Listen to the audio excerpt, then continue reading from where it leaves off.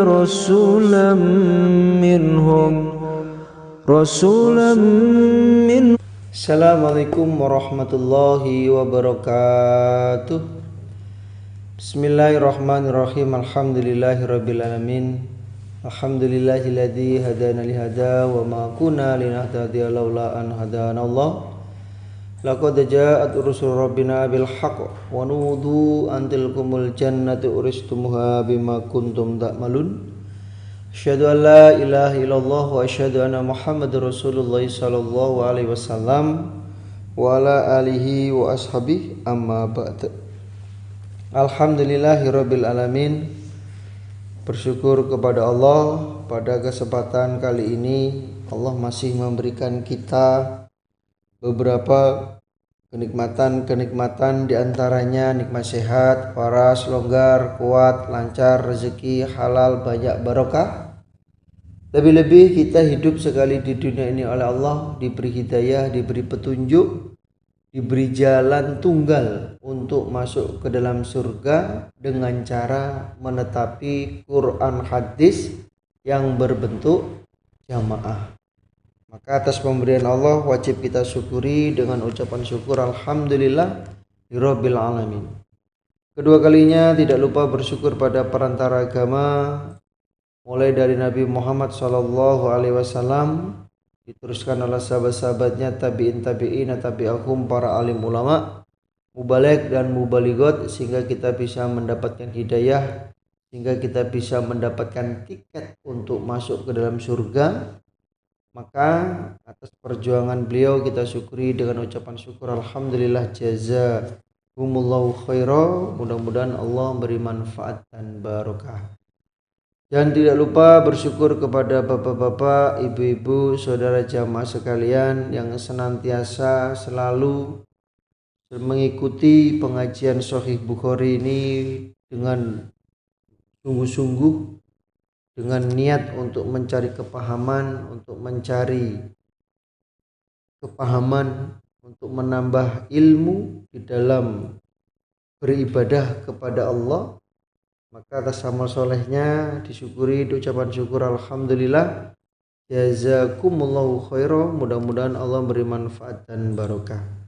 Diingatkan tidak bosan-bosannya, yaitu hatinya supaya selalu ditata dengan hati niat mukhlis lillah karena Allah, semata-mata yarjuna rahmatahu wa yakhafuna adabah. Innama a'malu binniyah fala a'malun illa binniyah. Baik Bapak Ibu, kita mulai pengajian kita. Kita lanjutkan pengajian kita. Sahih Bukhari, Kitabul Wudu, nomor hadisnya 200. Nomor hadisnya 200. Masih berkaitan dengan wudu di dalam wadah air.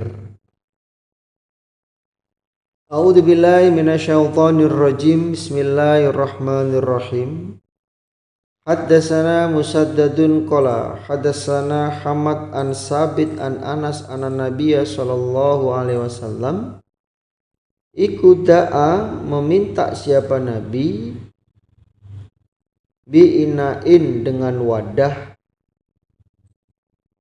mimma'in, dari air.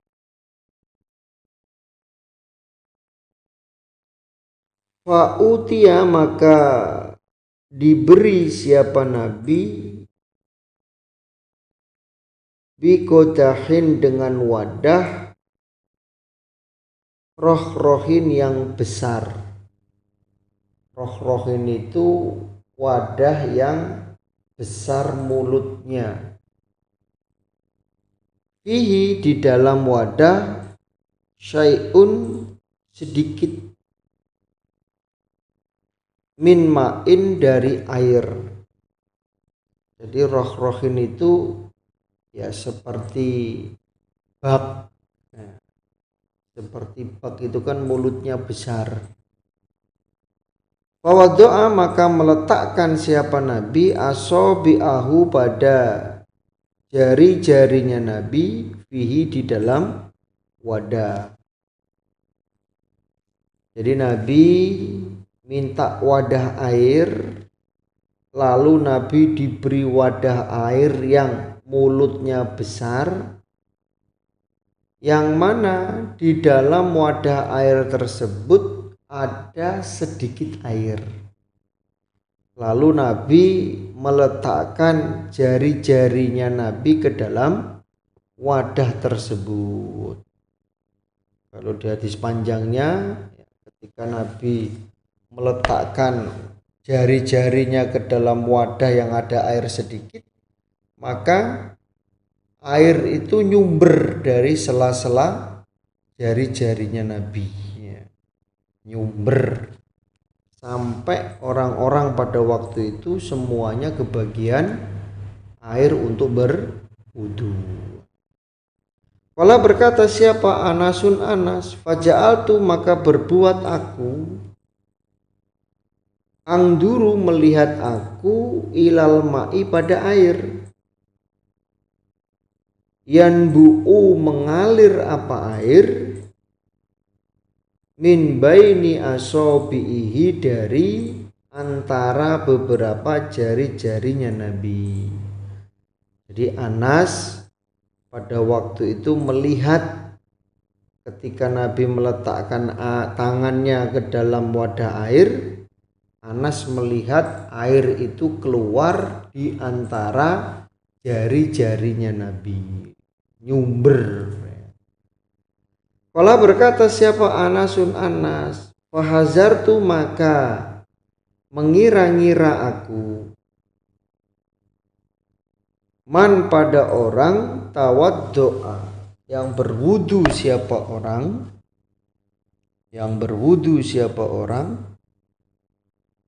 ma baina sab'ina di antara 70 orang, namanya Zaidah, ila samanina sampai 80 orang.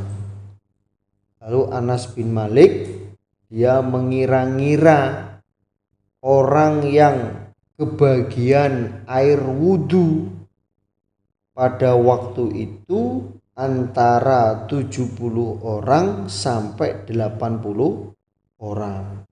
Mereka semua kebagian wudu yang airnya itu keluar dari antara jari-jarinya Nabi. Ya, ini termasuk mukjizatnya Nabi Muhammad, termasuk keistimewaan atau fadilahnya Nabi Muhammad. Babul wudu'i, babnya wudu bil mudin dengan air 1 mud. Babnya wudu menggunakan air 1 mud. Jadi 1 mud itu kurang lebih setengah sok. 1 mud itu kurang lebih setengah sok. Nah, itu digunakan untuk berwudu. Hadasana Abu Nuaim qala hadasana Mis'ar qala hadasani Ibnu Jubair qala sami'tu Anas yaqulu berkata siapa Anas, karena ada siapa an-Nabi sallallahu alaihi wasallam iku yaksilu mandi siapa Nabi, au kana atau ada siapa Nabi, yaktasilu mandi siapa Nabi. Lafadznya yaksilu atau yaktasilu. Bisoin dengan 1 sok air. Ila khomsati amdadin sampai 5 mud. Wa yatawaddu dan berwudu siapa Nabi bil mudin dengan 1 mud. Jadi Anas menyampaikan bahwa Nabi mandi itu menggunakan air 1 sok sampai 5 mud ketika mandi. Dan ketika Nabi berwudu, Nabi menggunakan airnya hanya 1 mud. Ya, kalau sekarang ya mungkin mandi itu ya dengan satu ember itu untuk mandi. Kalau untuk wudhu ya mungkin satu gayung. Ini menunjukkan karena di zaman Nabi, di zaman dulu itu sangat susah. Air itu sangat susah, sangat sulit dicari, sehingga ya menghemat air, mandi, hemat ya, dengan satu so wudu, hemat dengan satu mut ya, itu. Kalau sekarang, apalagi di Indonesia itu banyak air, ya, tapi tetap tidak boleh israf, tidak boleh membuang-buang air. Mandi ya secukupnya dan bersih. Jangan satu polah dihabiskan semua untuk mandi. Itu. Jadi secukupnya, walaupun air banyak tetap mandinya dengan secukupnya. Babul mashi, babnya mengusap alal khuffaini, atas dua muzah. Babnya mengusap dua muzah.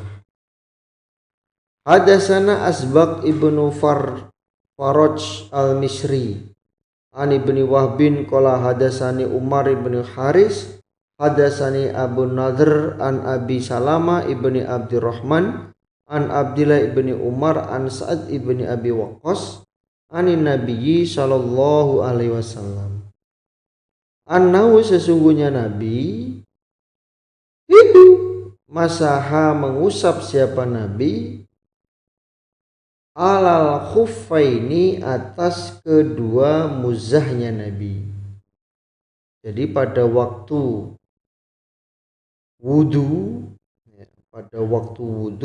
Nabi itu tidak membasuh kakinya, hanya mengusap kedua muzahnya. Karena pada waktu Nabi memasukkan kakinya ke dalam muzah, itu kakinya dalam keadaan suci. Cukup muzahnya yang bagian atas itu diusap, gak perlu dilepas kakinya, cukup muzahnya saja yang dilepas. Wa ana Abdullah ibnu Umar, dan sesungguhnya Abdullah bin Umar iku sa'ala, bertanya dia, Umar pada Umar, andalika, tentang demikian itu mengusap. Nah, Abdullah bin Umar dia bertanya kepada Umar tentang mengusap. Kok diusap itu bagaimana hukumnya? Faqala, maka berkata siapa Umar, na'am, iya, oh iya. Idza haddasaka, ketika bercerita kepadamu, syai'an, pada suatu hadis, siapa Sa'dun Sa'ad, anin Nabi, dari Nabi sallallahu alaihi wasallam, fala tas'al, maka jangan bertanya kamu, anhu, dari sesuatu, ghairahu, selainnya. Jadi ketika saat itu sudah bercerita tentang suatu hadis kepadamu dari Nabi, maka kamu tidak perlu menanyakan hadis ini kepada orang lain. Kamu harus yakin, karena saat ini sahabat Nabi, maka apa yang disampaikan oleh Sa'ad itu pasti benarnya dari Nabi, dan tidak perlu kamu tanyakan kepada orang lain. Waqala, dan berkata siapa Musa ibn Uqbah, akhbaroni Abu Nadhr anna Aba Salamah, akhbarahu, mengkhabari siapa Abu Nadhr, akhbarahu, mengkhabari siapa Aba Salamah, pada Abu Nadhr, anna Sa'dan, sesungguhnya Sa'ad, Haddatsahu bercerita siapa Sa'ad hu pada Aba Salamah. Faqala maka berkata siapa Umar li Abdillah pada Abdillah, nahwahu semisal hadisnya Amr. Nahwahu semisal hadisnya Amr. Hadatsana Amr ibnu Khalid al-Harani qala hadatsana Lais an Yahya ibni Sa'id an Sa'id ibni Ibrahim an Nafi ibni Jubairin an Urwah ibni Mughirah an Abih rupani Mughirah ibni Syu'bah an Rasulillah dari Rasulillah sallallahu alaihi wasallam. Annahu sesungguhnya Nabi iku kharaja keluar siapa Nabi lihajatihi karena hajatnya Nabi. Fattaba'ahu maka mengikuti hu pada Nabi siapa al-Mughiratu Mughirah. Bi'idawatin dengan membawa satu wadah. Fiha di dalam wadah ma'un air. Jadi pada waktu Nabi keluar untuk membuang hajatnya, itu Nabi diikuti oleh Mughirah yang membawa satu wadah air. Fasobba maka menuangkan siapa Mughirah alaihi atas Nabi. Rina farogo ketika selesai siapa Nabi min hajatihi dari hajatnya Nabi. Fatawaddo'a maka berwudu siapa Nabi.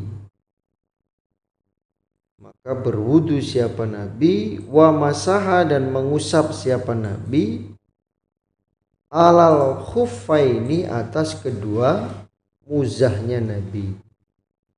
Atas kedua muzahnya Nabi.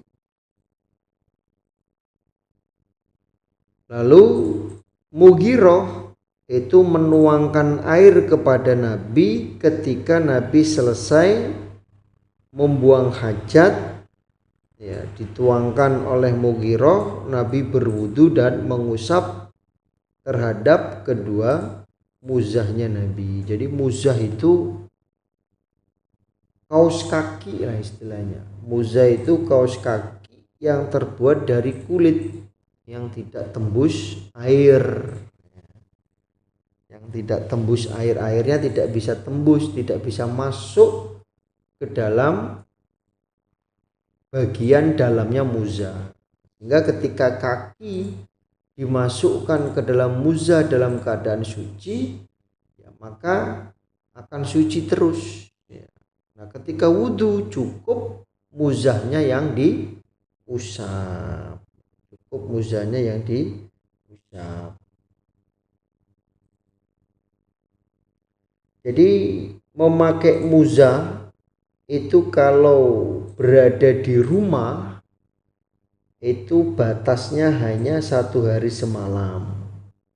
1 hari semalam itu batas bolehnya memakai muzah. Besoknya itu harus dilepas, kemudian kakinya disucikan kembali, baru dimasukkan lagi ke dalam muzahnya. Begitu kalau nggak ada bepergian. Tapi kalau di dalam bepergian itu batasnya adalah 3 hari. 3 hari harus dilepas. Kalau kena mandi junub, maka muzahnya harus dilepas. Ketika mandi junub maka muzahnya harus dilepas. Itulah batas waktu bolehnya memakai muzah. Hadasan Abu Nu'aim qala hadasana Syaiban an Yahya an Abi Salama an Ja'far ibni Amr ibni Umayyah al-Dhumri anna abahu sesungguhnya bapaknya Ja'far iku akhbarahu mengkhabari siapa bapak hu pada Ja'far Annau sesungguhnya bapak iku ro'a melihat siapa bapak an nabiya pada Nabi Shallallahu Alaihi Wasallam yamsahu mengusap siapa Nabi alal khufaini atas kedua muzahnya Nabi. Jadi bapaknya Ja'far dia melihat Nabi mengusap terhadap kedua muzahnya. Wattaba'ahu dan mengikutihu pada hadisnya Syaiban siapa Harbu ibnu Syaddad wa aban an Yahya. Hadasana Abdan qala akhbarana Abdullah qala akhbarana Al-Auza'i an Yahya an Abi Salamah ibni Ja'far ibni Amr ibni Umayyah an Abih. Qala berkata siapa Abih. Ra'aitu melihat aku an Nabiya pada Nabi sallallahu alaihi wasallam yamsahu mengusap siapa Nabi ala imamatihi atas surbannya Nabi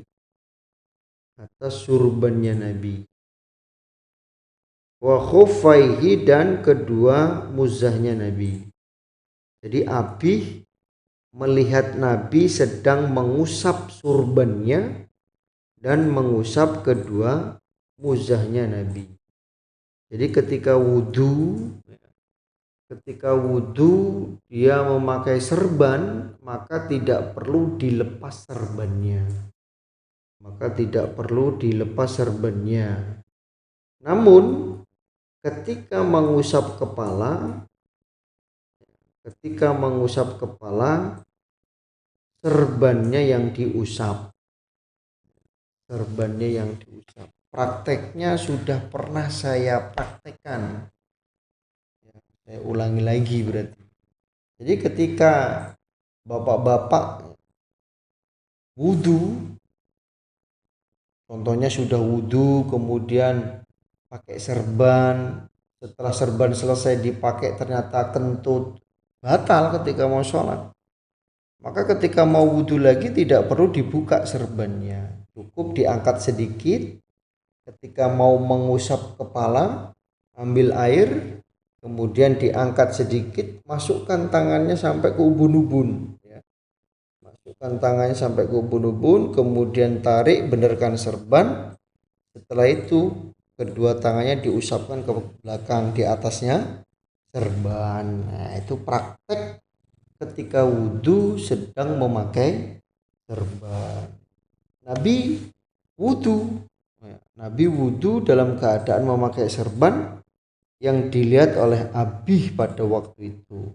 Dan Nabi juga mengusap terhadap kedua muzahnya, tidak mengusap kaki ketika wudhu, cukup mengusap terhadap kedua muzahnya bagian yang atas.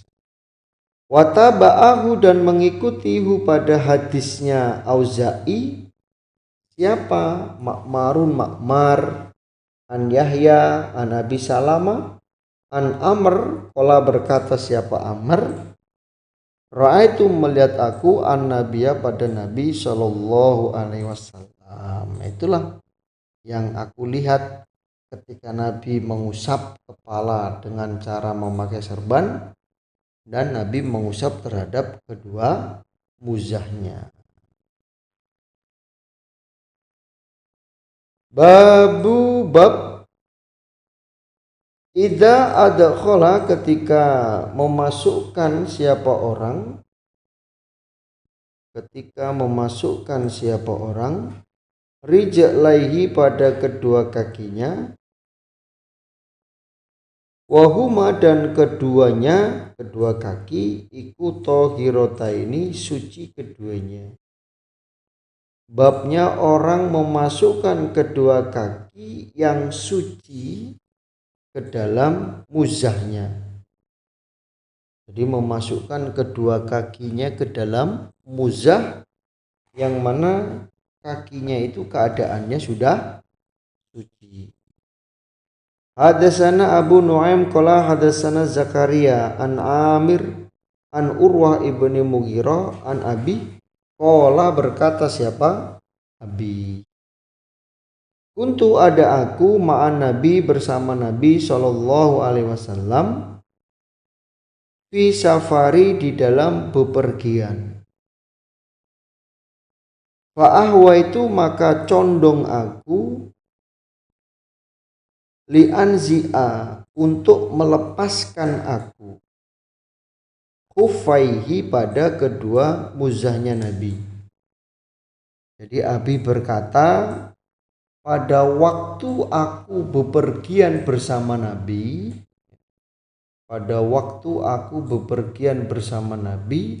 aku menyondongkan diriku untuk melepas pada kedua muzahnya Nabi. Jadi ketika Nabi wudhu, ya, Abi ini menyondongkan badan untuk melepaskan muzahnya Nabi. Faqala maka bersabda siapa Nabi, da'huma, membiarkanlah kalian pada kedua muzah. Fa ini maka sesungguhnya aku adkhaltuhuma, memasukkan aku huma pada kedua kaki tohirotaini pada suci keduanya.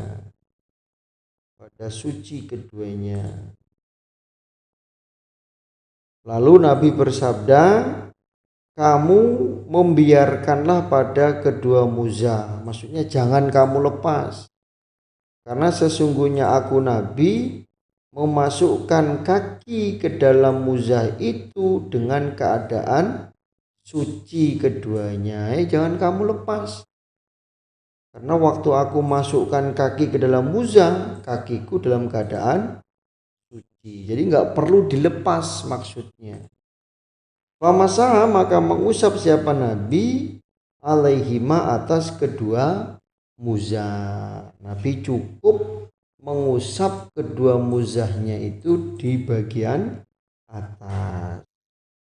Jadi kalau kita kembalikan ke bab, maka ketika mau memasukkan kaki ke dalam muzahnya itu supaya dalam keadaan suci.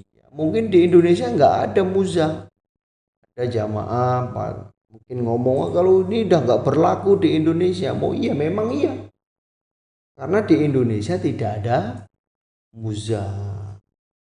Tapi kalau bapak-bapak, ibu-ibu berangkat haji atau umroh kemudian beli muzah dipakai di Indonesia, ya pakailah dengan cara hadis ini, yaitu dengan keadaan kakinya suci baru dimasukkan ke dalam muzah.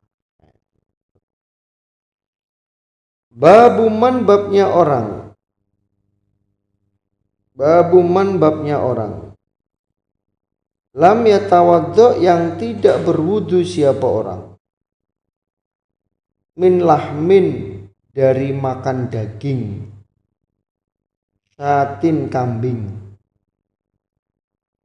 Was sawik dan roti sawik atau tepung sawik atau bubur yang dari tepung.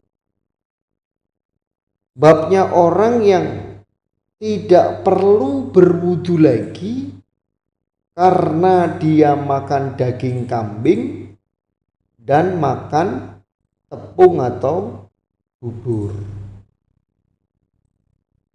Wa akala dan makan siapa Abu Bakar, wa Umaru dan Umar, wa Utsmanu dan Utsman radhiyallahu anhum, falam yatawaddu maka tidak berwudu mereka.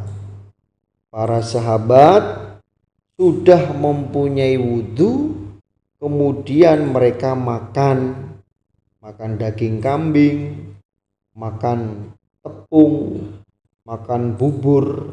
Nah, itu mereka tidak berwudu lagi ketika mau sholat.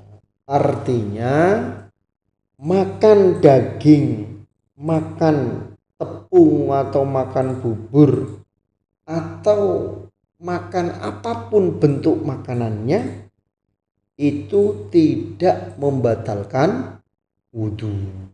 Tidak membatalkan wudu.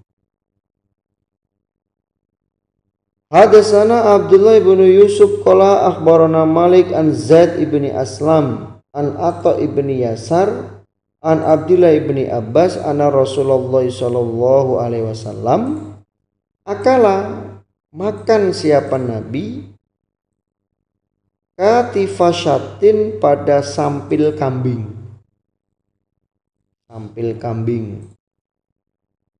Cuma kemudian sholat siapa Nabi walam yatawaddo dan tidak berwudu siapa Nabi.